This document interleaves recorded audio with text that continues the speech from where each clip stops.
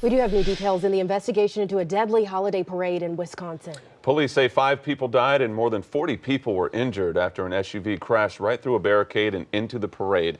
Officers shot at the SUV, leaving a bullet hole in the windshield there.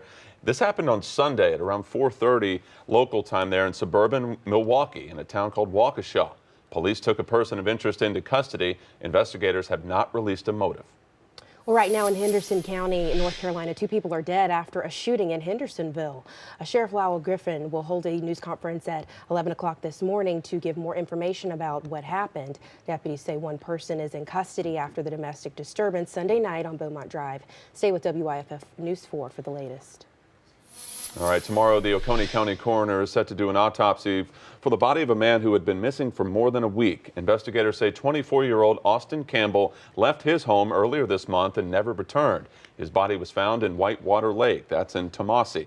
Investigators say that lake is close to his home.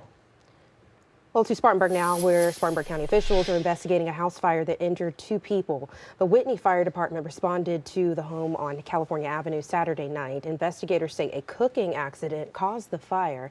1 person was treated for smoke inhalation and another for burn injuries.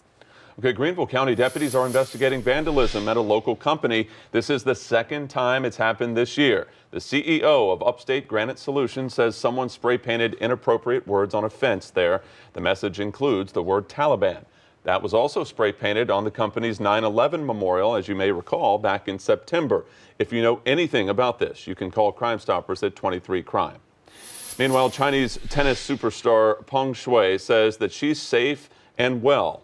She told the International Olympic Committee that during a video call on Sunday. This comes as some people from all over the world, or from around the world rather, feared that she was missing after accusing a senior Chinese leader of sexual assault. Serena Williams shared her concern on Twitter last week. Well, happening today, an important deadline in the fight against COVID-19. Federal workers must be fully vaccinated. Aixa Diaz is in our exclusive Washington bureau with what happens next if they're not. Patrick, Destiny, federal employees could eventually lose their jobs if they don't comply. Today's deadline applies to TSA workers as millions of Americans get ready to fly for Thanksgiving. Today, federal employees must be fully vaccinated against COVID-19 or face consequences.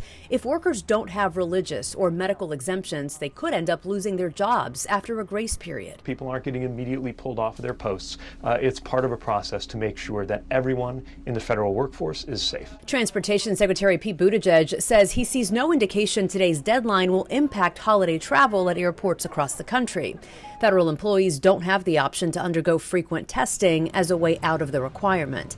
Meanwhile, OSHA, the Occupational Safety and Health Administration, is suspending enforcement of President Biden's vaccine mandate for private businesses amid pending lawsuits. Businesses that were going to move forward on mandates have moved forward, and businesses that are reluctant to do it are probably going to wait in place and see what happens with the outcome of this litigation involving OSHA. The vaccination deadline for federal contractors and healthcare workers is January 4th. In Washington, Aixa Diaz, WYFF News 4. 2 missionaries who were taken hostage in Haiti last month have been released. That's according to Christian Aid Ministries. Members of a gang called 400 Maozo are believed to have taken 16 Americans and 1 Canadian citizen hostage. The 17 missionaries included 5 children. They were taken hostage after visiting an orphanage back in October. Now, Christian Aid Ministries said the 2 hostages are, quote, safe, in good spirits, and being cared for. The group did not give any more information there. Well, today a Greenville woman turns 100. There was a very special celebration for her on Sunday. Take a look.